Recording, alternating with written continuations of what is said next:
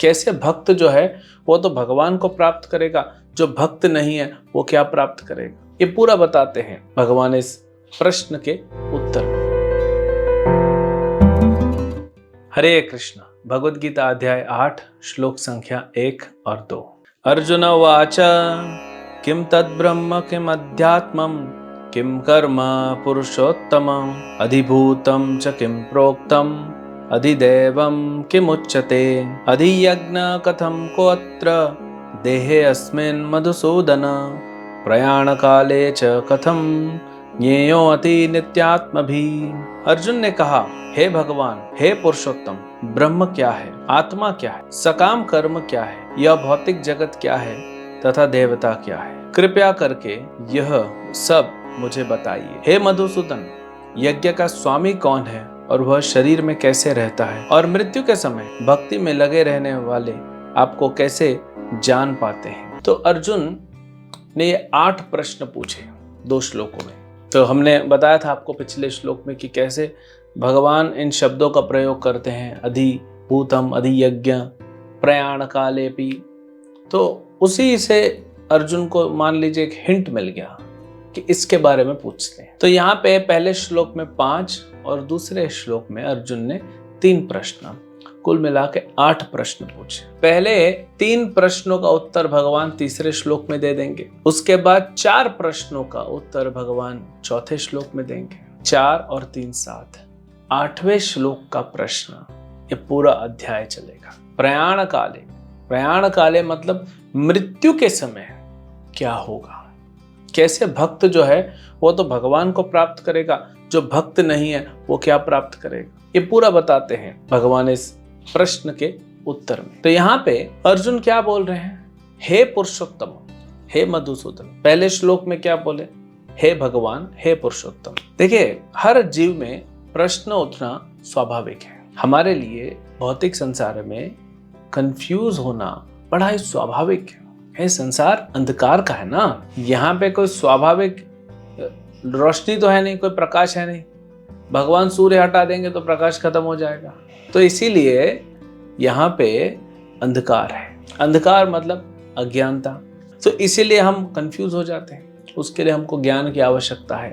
अब ज्ञान किससे लेना है, ये प्रश्न है। इस संसार में आप देखिए, सुबह से लेकर रात तक जो भी हम वार्तालाप कर रहे हैं, कुछ हम ज्ञान प्राप्त कर रहे हैं, कुछ ज्ञान दे रहे हैं, लेकिन प्रायः 99.99% हम भौतिक ज्ञान में लगे हैं जिसका ज़्यादा महत्व नहीं है।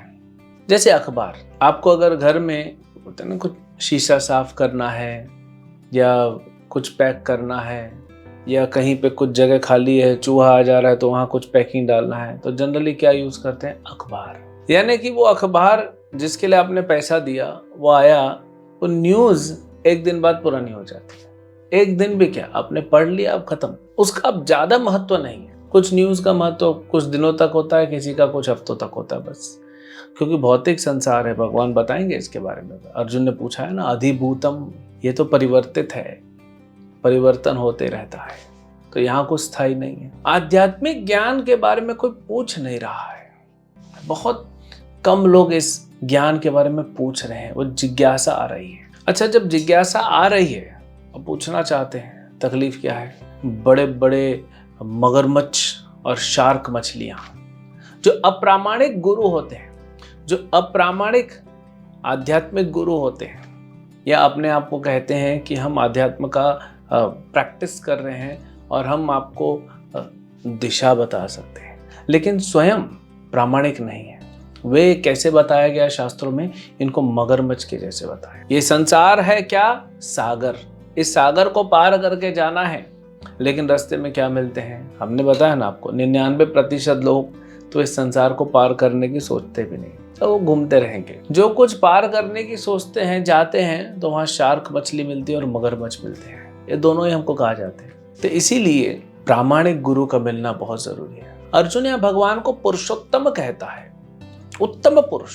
एक्चुअली भगवान ही पुरुष है, हम सब पुरुष नहीं है। तो कैसे पुरुष हैं, सर्वोत्तम, सर्वश्रेष्ठ पुरुष है। अब जो सर्वश्रेष्ठ है पुरुष, मतलब वो सर्वश्रेष्ठ ज्ञान रखता है, सर्वश्रेष्ठ अधिकारी है, ऑथोरिटी है। तो अर्जुन देखिए बिल्कुल सही जगह पे जाके अपने प्रश्नों को पूछ रहा है और सही उत्तर मिलेगा। तो हम डायरेक्ट भगवान से नहीं पूछ सकते, क्योंकि अर्जुन तो भक्त था, भगवान का मित्र था। हम तो अभी भक्त बन रहे हैं ना, अभी बने नहीं, तो भगवान से डायरेक्ट वार्तालाप तो हो नहीं सकते। तो इसीलिए भगवान ने ये गीता लिखवा दी वेद व्यास को कह के। कुछ लोग कहते हैं वेद व्यास ने जो गीता लिखी कैसे पता भगवान ने बोली है? भगवान ने उनको बुलाया था और उनको लिखने के लिए बोला, क्योंकि पता है हम याद नहीं रख पाएंगे। और फिर भगवान ने अपने भक्तों को, जो परंपरा में आता है, जो प्रामाणिक आचार्य हैं, उनको कहा कि इसको थोड़ा एक्सप्लेन करो। कलयुग के जीव बुद्धू हैं बेचारे, क्या करेंगे, हम सब मूर्ख लोग हैं, श्लोक नहीं समझ सकते, इसीलिए हमको उसका टीका, उसका तात्पर्य, उसकी आवश्यकता पड़ती। तो इसीलिए हम जब भगवद गीता पढ़ते हैं प्रामाणिक गुरु के आश्रय में रह के, तो क्या हो रहा है, हम भी उस पुरुषोत्तम के पास अपने प्रश्न पूछ रहे हैं। प्रामाणिक गुरु का मतलब क्या होता है? अंग्रेजी में कहा ट्रांसपेरेंट वाया मीडिया। जब आपको दिखता नहीं तो आप क्या कहते हैं? आंख खराब हो गई, डॉक्टर के पास जाते हैं, नंबर चेक कराते हैं, नंबर लग गया, चश्मा लगाते हैं। चश्मा काले कलर का नहीं होता, ट्रांसपेरेंट होता है। चश्मे से देखना, चश्मे को नहीं देखना है, चश्मे से कुछ और देखना है, जो भी आप संसार में देखना चाहते हो। तो गुरु इस पारदर्शी चश्मे के समान होता है, जो पहनने से, गुरु की शरण लेने से, जैसे हम चश्मे की शरण लेते हैं तो दिखता है हमें, ऐसे ही गुरु की शरण लेने से हमें भगवान दिखेंगे। थोड़ा समय लगेगा, बीमारी गहरी है ना, थोड़ा सर्जरी करना पड़ेगा, आंखों का ऑपरेशन करना पड़ेगा, आंखों का फिटिंग करना पड़ेगा, प्रकाश लाना पड़ेगा, थोड़ा टाइम लगेगा। लेकिन अगर आप प्रामाणिक गुरु के पास पहुंच गए तो मतलब आपका प्रश्न कहाँ पहुंच रहा है? पुरुषोत्तम के पास। और दूसरा शब्द जो प्रयोग में लाया है अर्जुन ने दूसरे श्लोक में, मधुसूदन। भगवान को क्यों मधुसूदन कहा गया? क्योंकि मधु नामक एक राक्षस को, सूदन मतलब जो मारने वाला, एक मधु नामक राक्षस को मारा था भगवान ने। ये पहले भी अर्जुन ने प्रयोग किया मधुसूदन दूसरे अध्याय में। तो कहते हैं कि मधु नामक राक्षस को आपने मारा ना, अब मेरे अंदर भी वैसा ही राक्षस, जो राक्षस है वो डाउट का, शंका का, वो बैठा हुआ है, उसको मारिए। बिल्कुल सही, एक तो भगवान मधुसूदन है, भगवान पुरुषोत्तम है, वे भगवान है। बिल्कुल सही जगह पे अर्जुन ने आके ये 8 प्रश्न पूछे और भगवान इन 8 प्रश्नों का उत्तर जो है आने वाले श्लोकों में देंगे। हरे कृष्ण।